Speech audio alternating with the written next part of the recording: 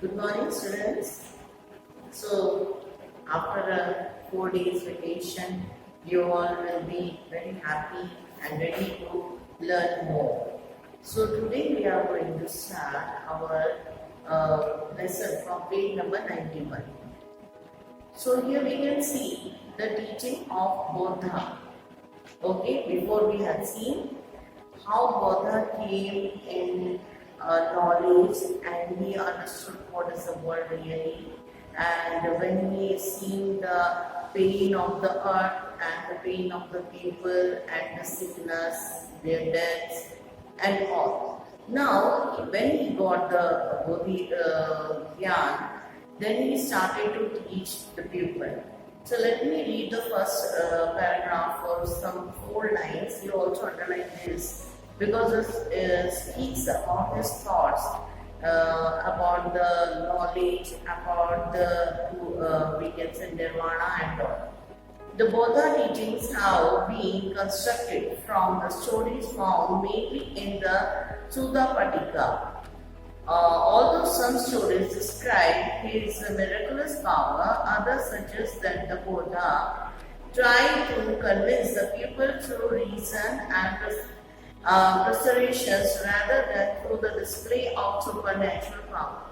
अगर हम यहाँ देखें तो बुद्धा की जो कहानियाँ या उनकी जो जीवन के अंदर जो गणित का बातें हुई थी उसके बारे में सूत्ता पिटका के अंदर लिखा हुआ है और कई सारी कहानियां हैं जिसके अंदर ये कहा जाता है कि उन्होंने बहुत सारे चमत्कार किए, मिरेकल्स किए, परंतु खुद बौद्ध भगवान या बौद्धा का ये थॉट नहीं था कि मैं लोगों को सुपरनेचुरल पावर के द्वारा जो है प्रेरित करूं या उनको आकर्षित करूं, पर वो कहते थे कि रीजनिंग यानी कि तर्क वितर्क करके उनके अंदर ज्ञान की उत्पत्ति करके ज्ञान की भूख बढ़ाकर और उनको क्या है प्रस्तुत करने का रास्ता दिखाना, उसकी और मतलब लेके चलना। देन अगर हम देखें तो इसमें एक कहानी भी बताई गई है कि वो किस तरीके से उस चीज को लोगों के अंदर इम्प्लांट करते थे या लोगों को शिक्षा देते थे। एक औरत थी जिसका बच्चा मर गया था और वो बुद्ध भगवान के पास आई और वो वहां पर विलाप करने लगी और कहा कि हे प्रभु मेरा बच्चा मर गया, इसे जीवित करो। तब उन्होंने उसकी बात को जिस तरीके से अपने ज्ञान के द्वारा समझाया, उसके अंदर उन्होंने कहा कि जो दर्द है, जो मृत्यु है, वो जो है इनइनवाइटेबल है, यानी कि आप उसको मना नहीं कर सकते, वो तो आएगा, तो जीवन का सत्य है और उसको आपको झेलना होगा। तो उन्होंने ऐसे कहा था उस लेडी को, कहानी इस तरह से कि एक मुट्ठी भर चावल लेके आओ उस घर से जिस घर में कोई मरा ना हो, और दुनिया में ऐसा कोई घर हो नहीं सकता जहाँ पे किसी की मृत्यु ना हो। तो अल्टीमेटली ये बताता है कि ये जो चीज है ये मतलब है दुनिया में, इसके इससे आप बच नहीं सकते। तो यहाँ इस तरीके से उन्होंने उसको क्या कंसोल किया और उसको कन्विंस किया कि ये जीवन की क्षणभंगुरता है और ये जीवन को क्या है झेलना पड़ेगा। देन इसके नेक्स्ट पैराग्राफ में हम देखें तो according to the Buddhist philosophy, the world is transient, that is aneka, then constantly changing, dynamic. Then it is also insoulless, ananta atma. Then as there, soulless बोले तो अनंत है, मतलब उसका कुछ फिक्स नहीं है। Then there is nothing permanent or eternal in it. अगर हम देखें तो यहाँ बौद्धिस्ट फिलॉसफी या उनकी जो दार्शनिकता थी, उस दार्शनिकता में अगर हम देखें तो वो ये कहते थे कि जो हर चीज, बहुत सारी चीजें ये मतलब इसके अंदर इतनी अनेकता है, पूरी दुनिया अनेकता से भरी पड़ी है और हर एक चीज के अंदर जो है चेंजेस होता रहता है, परिवर्तन निरंतर है। आज आप इंसान हो, कल आप मिट्टी में बन जाओगे, मिट्टी हो तो मिट्टी से आप क्या पेड़ बन जाओगे।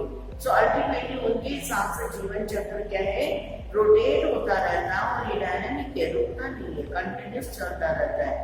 देन अगर हम देखें तो it is by the following the part of moderation modulations between the severe balance and self-ignorance that the human being can raise from these worldly trouble. अगर दुनिया के दुखों तकलीफों से और इस चक्र से अगर आपको बाहर निकलना है तो अल्टीमेटली आपको क्या करना पड़ेगा? सेल्फ डिनायल, मतलब अपने स्वयं से क्या कर दे, अपने आप को अलग कर ले, यानी कि अपने दुखों पर विजय पा ले या आपको दुखी ना हो, तो आपकी फीलिंग्स खत्म हो जाए, यू अपने आप को आप इतना क्या कह सकते हैं कंट्रोल्ड कर ले कि भाई आप जो है आपके ऊपर यानी कि अपने शरीर के ऊपर आपकी हुकूमत कर सके। देन अगर हम देखें तो बुद्धिज्म जो है वो ये नहीं मानते थे कि कोई गॉड या गॉड जैसा कोई अस्तित्व है। उनका ये मानना था कि ये जो दुनिया है, ये सामाजिक दुनिया जो है इंसान से निर्मित की गई है, इंसान ही इसका क्या है, भगवान ही इंसान ही इसका क्रिएटर है। देन उनका ये मानना था कि कोई डिवाइन ऑरिजिन नहीं थी जिसने पूरा ब्रह्मांड ब्रह्मांड धरती बनाई है, मानवकारी निर्मित है। अतः ये एडवाइस किंग्स एंड गृहपति to be human and ethical. वो इसीलिए कहते हैं जितने बड़े बड़े परिवार के अध्यक्ष हैं और जो राजा है, महाराजा है, इलाके के स्वामी हैं, उनसे वो मानते बोलते थे कि आप एक मानव बने रहे और एथिकल यानी कि तर्कात्मक रहे, सत्य को पकड़े, अच्छाई को पकड़े, आप जो है तर्कात्मक रहे। इंडिविजुअल एफर्ट्स, जो इंडिविजुअल एफर्ट्स हैं वो ऐसे हो कि आप जो है सोशल रिलेशंस को या ट्रांसफॉर्मेशन जो है आपके अंदर होना चाहिए, जिससे क्या है समाज में रिफॉर्म हो, नवीनीकरण हो। देन अगर यहाँ पर हम देखें तो the Buddha emphasized individual agencies and religious action as a mean of escape from the cycle of the birth and attain the realizations and nirvana। जैसे मैंने आपको कहा कि बुद्धा जो है वो एम्फसाइज करते थे या बुद्ध भगवान जो है वो इस बात पर जोर डालते थे कि भाई आप जो है अपनी इस जीव काया पर कमांड करें और उसको क्या कर ले, उसको क्या है अपने सेल्फ मतलब डिसिप्लिनेशन में लेके आए ताकि आपको निर्वाण प्राप्त हो सके, ताकि आपकी आत्मा जो है परमात्मा में विलीन हो सके या आप इस जीवन चक्र से मुक्ति पा सको। Then literally the exertions of the ego and desire। अब इसके लिए क्या जरूरी है?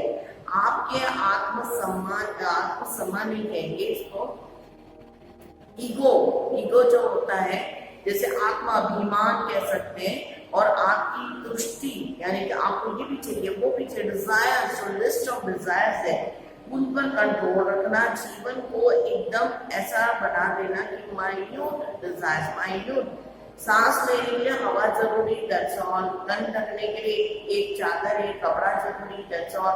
मतलब जितना माइन्यूट आप अपने आप को कर सकते हो उतना डिजायर को खत्म कर दे।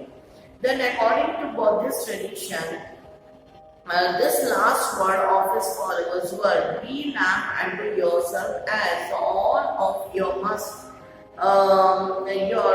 work out your own revelation। अगर आपके उनके जो क्या कहते हैं ये वक्तव्य थे, उनके ये जो कथन थे, उनके फॉलोअर्स को जो उन्होंने कहा कि अपने जीवन को एक दिया बना लो और ये दिया जो है वो आपको स्वतंत्र करेगा आपकी सांसारिक मोह माया और हम ये कह सकते हैं संसार के कार्यों से आपको उद्धार के लिए जाएगा। तो यहाँ तक हम देखते हैं कि ये बुद्ध भगवान ने जो नीचे सीधी धरती पे रहते हुए और वो जो चाहते थे कि जनता जाने, उन्होंने इस चीज को ज्यादातर जो हम कह सकते हैं डायलॉगिंग से, स्टोरीज के जरिए और पैरामिकल से, इस तरीके से उनको क्या कहा, कहानी के जरिए कर दिया। नेक्स्ट पॉइंट में हमारे फॉलोअर्स ऑफ बुद्धा। अब हम देखें तो जैसे हर व्यक्ति, जो उन्होंने कहा था कि हर व्यक्ति साइकिल नहीं रहता, साइकिल नहीं रह पाता, तो यहाँ पर हम देखेंगे उनके फॉलोअर्स आए, तो फॉलोअर्स ने क्या शिक्षा दी और उनकी क्या डिसिप्लिन की सिस्टम दी वो देखेंगे। So there view a body of discipline, disciples of the Buddha, and he found us sangha and ordinations of the monks who to become the teacher of Dhamma underline कर ली कि आपके हम कह सकते हैं कि संघा क्या उसका है। अगर हम देखें तो उनके अनुयायी शुरू हुए, बुद्ध भगवान के अनुयायी बने और ये जो अनुयायी थे ये इनके डिसाइपल यानी जो चेले थे और ये चेलों ने संघ का निर्माण किया। ये संघ मतलब सब एक साथ रहना और ये सब मॉन्क होते थे। मॉन्क मतलब हम कह सकते हैं कि सन्यासी व्रत लेके रहते थे या विवाह वगैरह नहीं होता था, अपने आप को पाइस रखते थे। ये लोग आगे चलकर धर्म की या धम्मा की जो है प्रचार करने लगे। These monks live simply, इनका जीवन एकदम साधारण होता था। Possessing only essential requires for the survival, जीवन जीने के लिए जो मात्र चीजें चाहिए उसी का वो इस्तेमाल करते थे। जैसे उनके पास एक कटोरा होता था, बहुत बड़ा नहीं, बिल्कुल छोटा सा, इसे भिक्षु पात्र कहा जाता था और उसमें वो क्या करते थे, भिक्षा मांगते थे। उनका एक तरीका होता था, वो सर नीचे करके और सर मुंडे हुए और ऐसे भिक्षा पात्र लेके दरवाजे में सिर्फ ऊपर नजर नहीं करते कौन है क्या है, और सिर्फ नीचे पाँव को, उस स्त्री के पाँव को देखते हुए या पुरुष के पाँव को देखते हुए भिक्षा दाही, इतना ही आवाज देते थे भिक्षा दाही, और जितना भी भिक्षा में दिया जाएगा वही एक्सेप्टेबल होता था। डिमांड नहीं होती थी कि भैया ये भी दो वो भी दो, ऐसा भी करो वैसा भी करो। आज हम देखें तो जो कई बार हमारे द्वार पे भिक्षा लेने आते तो वो डिमांड करते, सब्जी दिए तो रोटी भी दे दो। So that is not the proper. वो बताता है कि उनका डिजायर, उनका क्वेंच तो बड़ा हुआ है और हमसे भी शायद ज्यादा ही होगा। Then essentially only the men were allowed into the sangha, but later, underline करने, later women also came to be admitted. According to the Buddhist text, this was made possible through the meditation of Ananda, one of the Buddhist dearest disciples. तो यहाँ पर अगर हम देखें तो पहले तो संघा में पुरुष ही आते थे, पुरुषों को ही वहां पर रहने और भिक्षु बनने के अधिकार थे। परंतु जब बुद्ध भगवान के सबसे प्रिय जो एक शिष्य थे, डिसाइपल थे, जिनका नाम आनंद था, उन्होंने मेडिटेशन किया, जो हम कह सकते हैं उन्होंने ध्यान लगाया। उस ध्यान के दौरान उन्होंने महिलाओं के एंट्रेंस को भी अवेलेबल कर दिया। सो अगर हम देखें तो उसमें उन्होंने जो है महिलाओं को भी कहा कि वो संघ में आ सकती है और संघ के मतलब डिसिप्लिन्स को, यानी कि उनकी जो सिस्टम है उसको उन्हें फॉलो करना पड़ेगा। सो यहाँ पर अगर हम देखें तो सबसे पहले जो डिसाइपल, फीमेल डिसाइपल बनी, उसका वो बुद्ध भगवान की माता ही थी और उनका नाम था जनपदी गौतमी। तो ये महाजनपदी गौतमी जो बुद्ध भगवान की शारीरिक माता कहा गया है, तो वो थी और उन्होंने सबसे पहले अपने आप को ऑर्डेन किया भिक्षुनी के रूप में और इस प्रकार से कई सारी औरतों को एंट्री मिली, हम कह सकते हैं मठ में, और उनके संघ में ये लोग भी पढ़ी और शिक्षा ग्रहण किया मठ के अंदर, और इन्होंने भी धम्मा का प्रचार करना शुरू किया। धम्मा का प्रचार स्त्रियों के लिए सम्माननीय बात थी और अल्टीमेटली उसको वर्ण करके, एक शब्द हिंदी का बहुत कठिन है जिस मतलब उनको प्रस्यूट कर लेना, उसके अंदर चले जाना, उसके अंदर जाकर वो क्या है स्वतंत्रता को, लिबरेशन को प्राप्त कर लीजिए। नाउ लास्ट पैराग्राफ में हम जा रहे हैं इस पेज के 92 पेज में। तो यहाँ पर अगर हम देखें तो बुद्ध जो फॉलोअर्स होते थे उसके अंदर विभिन्न प्रकार की सोसाइटी के लोग आते थे। राजा होते थे, अमीर होते थे, गरीब होते थे, शूद्र होते थे और किसान होते थे, गुलाम होते थे, निर्माण करने वाले क्राफ्ट पर्सन्स होते थे। ये सब संघ के अंदर आते थे। पर संघ के अंदर जब वे प्रवेश कर जाते थे इनमें कोई भी भेदभाव नहीं होना चाहिए और नहीं होता था। देन हम यहाँ देखें तो वो इक्वली रिगार्ड किए जाते थे, वो एक रूप में ही देखा जाता था। Then having shaped their early society identity or becoming the bhikshu and bhikshuni, the internal functioning of the sangha was based on the tradition of gana and sadhana.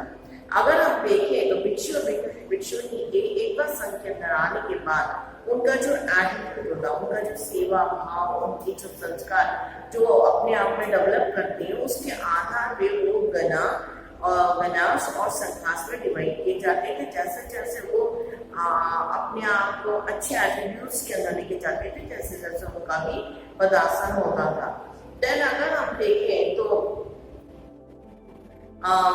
उनके आने में कोई भी जो क्या कह सकते हैं, उनके डिसीजंस और उनकी जो वो सारी चीजें नहीं होती थी। If the fail decision they were by the vote और द सब्जेक्ट्स, अगर हम देखें तो उनके अंदर जो भी गड़बड़ी दिखाई दे तो उसके ऊपर सारे जो बड़े जो मॉन्क्स होते थे वो उनके चरित्र के और उनके हर अन्य चीजों पे निगाह रखकर उन पर वोट रखते थे कि ये अच्छा है और ये अच्छा है, राय प्रस्तुत करते थे अपनी। सो सोर्स 7 में आप जरूर देखें, सोर्स 7 पेज नंबर 94। अगर हम देखें तो rules for the Monks and nuns, तो यहाँ पे जो फीमेल भिक्षुनियां होती थी उनको नन्स कहा गया इंग्लिश में। तो मॉन्क्स जो है वो तो भिक्षु है और जो नन्स है वो भिक्षुनियां है। तो यहाँ पर अगर हम देखें तो उनको कई सारी चीजों को पालन करना पड़ता था। यहाँ कंबल के बारे में, चादर के बारे में, चीजों को कितना रखना है और कितना नहीं रखना है, चावल या खाना कितना मांगना है और कितना नहीं मांगना है, अगर आपको एक्स्ट्रा मिल रहा है तो सारा आपने ही नहीं यूज करना है, उसको किस प्रकार से डिस्ट्रीब्यूट करना है, यानी कि sharing, caring and we can say कारोनिया, ये सारी चीजों का इस्तेमाल करने के लिए इसमें शिक्षा दी गई थी। सो लास्ट पैराग्राफ में अगर हम देखते हैं, Buddhism grew rapidly both during the lifetime of the Buddha and after that death. अगर हम देखें तो बुद्ध भगवान जब वो थे धरती पे और जब वो टीचिंग दे रहे थे तब भी बौद्ध धर्म के बहुत अनुयायी हुए और उनकी मृत्यु के बाद भी बहुत बड़े पैमाने में अगर हम देखें तो उनके अनुयायी बढ़े। कारण उनका धर्म के यानी कि धम्मा की प्रचार करने के लिए कई सारे भिक्षु भिक्षुनी दुनिया भर में गए और उन्होंने उनका विचार प्रेरित किया। अगर हम देखें तो उस समय जिस समय बौद्ध धर्म डेवलप हुआ था उस समय जो अगर हम देखें तो हिंदुइज्म और दूसरे रिलीजन्स में बहुत सारी प्रॉब्लम, बहुत सारे सोशल चेंजेस हो रहे थे, बहुत सारे प्रैक्टिसेस पे क्वेश्चनिंग हो रही थी, बहुत लंबा मतलब एक इंसानों के अंदर कंफ्यूजन वाला सिस्टम था जिसको अगर हम कहें तो जो बौद्ध ज्ञान था और बुद्ध भगवान थे उन्होंने उसको किस प्रकार से लोगों के बीच में इम्पार्ट किया वो बहुत जो है दिखने में, सोचने में और सीखने में आता है कि वो जो चीज थी उसने किस प्रकार से लोगों को अट्रैक्ट किया और उनको उस चीज के अंदर सुपर नेचुरलिज्म के अंदर इम्प्लांट किया या उसके अंदर लेके चला।